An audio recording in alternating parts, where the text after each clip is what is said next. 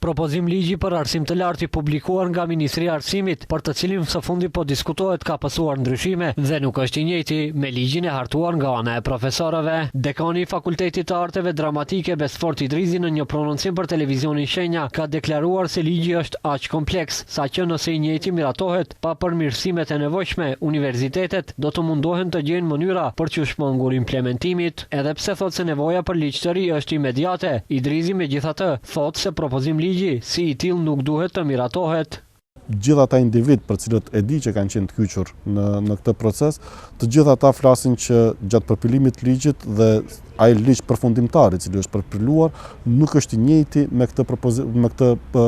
propozim ligj që është publikuar. Kështu që në ndërkohë dikund nëpër ato procedura derisa ka dalë ligji në publik,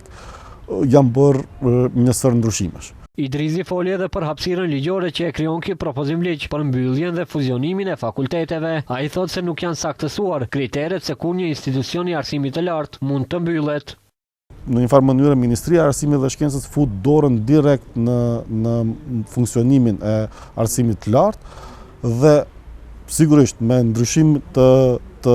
statutit të universiteteve, të fakulteteve, kështu me radhë, në rast se Ministria ka drejt ta bëjë këtë gjë, atëherë sigurisht që do mund të ketë drejt edhe të fuzionojë fakultete, edhe të mbyllë fakultete, kështu me radhë. Dhe mandej më poshtë në të njëjtin ne thuhet që mund të mbyllet një institucion i arsimit të lartë dhe tregon se si mund mbyllet,